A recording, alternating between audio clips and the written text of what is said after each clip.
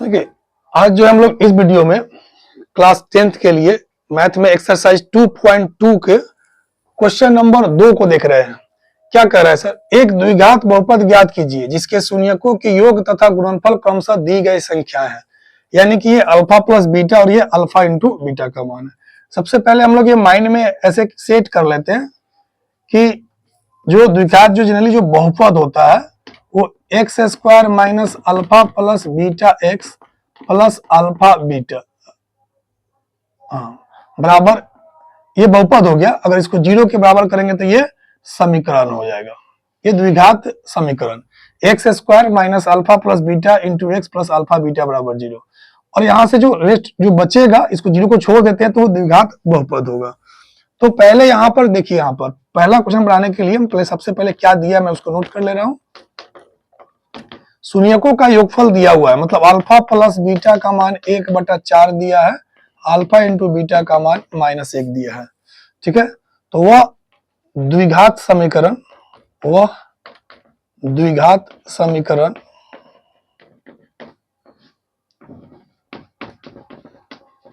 जिसका शून्यक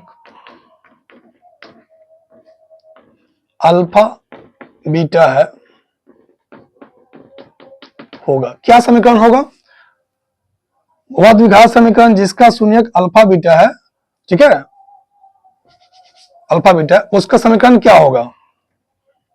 x square minus alpha plus beta into x plus alpha beta बराबर zero. तो x square alpha plus beta यहां पर 1/4x alpha beta मतलब -1 बराबर जीरो। आप यहां से एलसीएम कर लो इसका, तो नीचे 4, ये 4x स्क्वायर माइनस एक्स, ये माइनस फिर 4 बराबर जीरो। तो यहां से जो है 4 से गुना करेगा तो हो जाएगा 4x square minus x minus 4 बराबर जीरो। तो यहां जो है अब जीरो को अगर हटा देते हैं, अभी समीकरण है, तो द्विघात बहुपद क्या होगा? तो अभिष्ट द्विघात बहुपद होगा। अभिष्ट द्विघात बहुपद होगा, कौन होगा? 4x square minus x minus 4। ठीक है, अब हम लोग नेक्स्ट देखते हैं, ध्यान देंगे इसी तरह से। क्वेश्चन नंबर हम लोग सेकेंड इसका देख रहे हैं।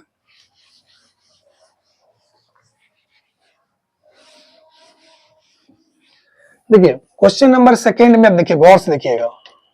उसी तरह से अल्फा प्लस बीटा का मान हो गया √2 और अल्फा इंटू बीटा का मान है 1/3।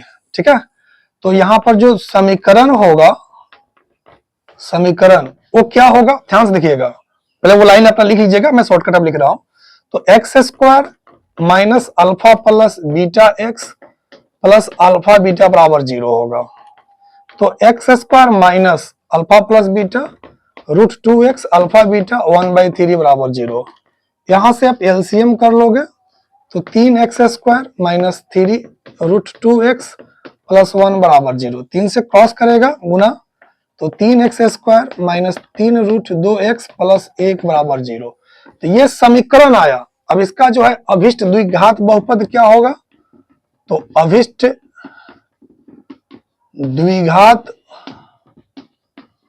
बहुपद होगा, क्या होगा? अब जीरो को छोड़ दो, 3x square minus 3 √2x plus 1, और यही आपका हो जाएगा द्विघात बहुपद।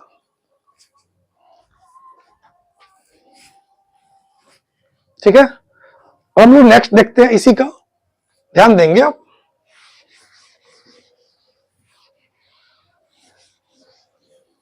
मान लीजिए हम अब थर्ड में चलते हैं, तो थर्ड में क्या दिया हुआ है? अल्फा प्लस बीटा का मान 0 दिया है और अल्फा इंटू बीटा का मान √5 दिया है। तो जो हमारा द्विघात जो समीकरण इसका जो होगा वो क्या होगा? X square minus alpha plus beta x alpha beta बराबर जीरो। तो x square alpha plus beta zero है तो जीरो हो जाएगा, प्लस अल्फा बीटा तो यहाँ √5 है बराबर जीरो।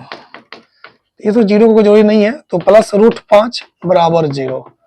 तो एक्स स्क्वायर प्लस रूट 5 बराबर 0 हो रहा है। इसका मतलब कि जो अभिष्ट द्विघात बहुपद इसमें होगा, अभिष्ट द्विघात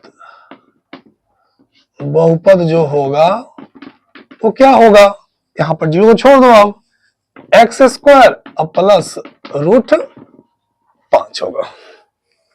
ओके, ठीक इसी तरह से हम लोग नेक्स्ट क्वेश्चन को भी देख रहे हैं।